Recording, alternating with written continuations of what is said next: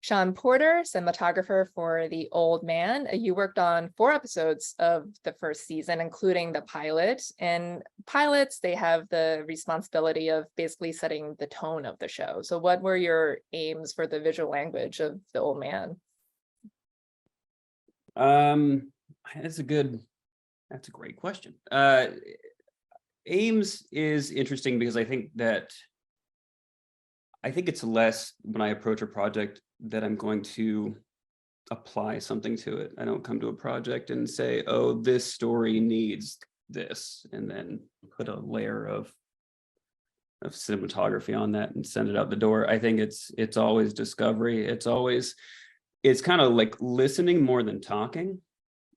So and for that reason, when I'm approached for a project or start talking with a director about a project or a producer, I sort of try to stay away from references. Sometimes we'll bring them up in a technical sense, but aesthetically, I kind of want to arrive there, and I don't want to make any sort of preconceived ideas about what it should be, because I think I can kind of get in the way of something that I hadn't thought about before. And Jon certainly had a lot of ideas about the way he wanted to approach the work that again could have been, if I came at it being like, I know what this is supposed to look like, then there could have been discrepancies or conflicts that were completely unnecessary, because that was just manufactured by like my ego or some of what I think I know about cinema. So I think I came into it really open-minded. It was unique working with Jon on that. It was the first time working with Jon Watts, and I just I guess it was like a two-hander. On the one hand, I just finished a pilot called Generations, and with the Barneses, with Dan and Zelda Barnes, and that was my first time working in television at all. And so that kind of came with its own stigmas, and just I've been avoiding it, but really, again, for no better reason except that some sort of egoic part of me was like, motion pictures are some sort of a higher art form. And then you realize like, oh, wow, all of the filmmakers I like and I want to work with are moving to television. So what does that tell you? So I kind of had to just change my brain a little bit about that. But the Barneses were extremely hands-on, loved really deep prep, and they loved references. And we would meet often just sitting around a glass of wine talking about characters and motivations, and oh, it would be cool if we did this and that, and so it was just very deep.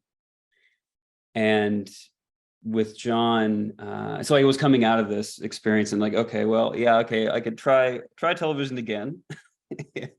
But maybe just the pilot. At first, I kind of just agreed to do the pilot, the first 2 episodes, I think, with Jon. And it was a completely different experience. I think Jon, on the other hand, had just finished, I think, the second Spider-Man, and he'd already done one of these giant tentpole films prior to that.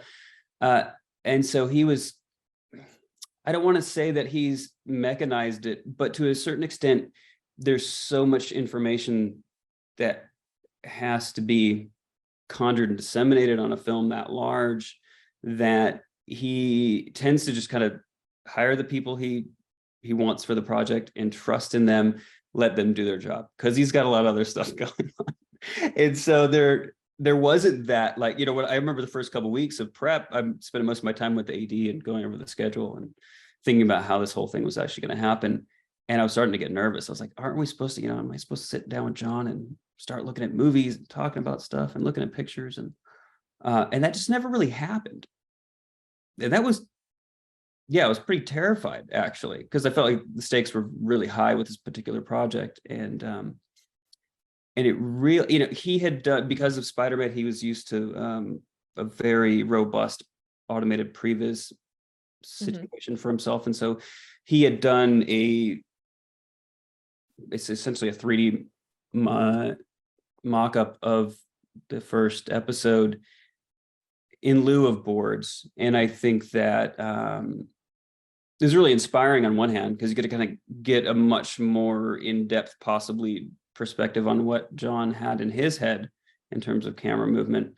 At the same time, it's far less fluid than boards. And it's sort of like, well, once that's done, unless you're keeping that team of previs artists on, it's sort of a one-off thing. So it can't change really. And so I always saw that as a, you know, I had to sort of take it with a grain of salt. On the one hand, I was like, well, I don't think his intent is to recreate this identically or make a facsimile of it. He wanted to show people what he thought the tone, the pacing, and general structure might look like. So I remember we sat down, me and Dan Schatz and some other producers, we watched it once and that was it. I never saw it again. So there was very little in that sort of really traditional, robust prep that I'm kind of used to and traditionally fond of. So I was like, oh gosh, I mean, there's gonna be a lot of stuff that we're figuring out like in the moment. And I remember the first day we were tech scouting in the house and where there's all the opening sequence takes place. And I just remember Jon and I just sort of starting to bat stuff around, and it was really fluid and it was really easy. It was really exciting. And he's always looking for somebody to, it can be intimidating to work with somebody who's kind of like, oh yeah, I just did Spider-Man. And so he didn't have me show up to just do what he asked. He has me here to elevate his work, the same that I'm asking him to elevate mine. And so I'd push back on stuff I didn't vibe with, and I think he, when it's done in an intellectual way or in a way that clearly has some pull relative to the story, that gets him excited and gets him moving. And so that first tech scout, we really created a lot of the aesthetic that we would carry on then later in the show, and like the things that like we kind of joke about, this old man pan sort of idea. I love the pans. Like, well, in the pilot alone, like there's one where you just kind of panning. It looks like you're approaching the door and then it turns and it's the microwave, the burner microwave. And then there's another one when he's talking to Dan is talking to the cops on the porch and you pan to the door and it turns. And even at the end, after the fight behind the car, it turns and you see like who's like at the door. And it kind of reminded me of like, it makes you feel like a CIA agent yourself because you never know what's around the corner, right? Absolutely. And I think it's one of those things that it starts as this sort of guttural reaction. You're like on this guy, you're like, oh, it'd be kind of cool if like he leaves frame, and then we're just like really slowly catching up. And you haven't done all the math in that moment. Again, you're kind of relying on your past experiences, what you think the story is.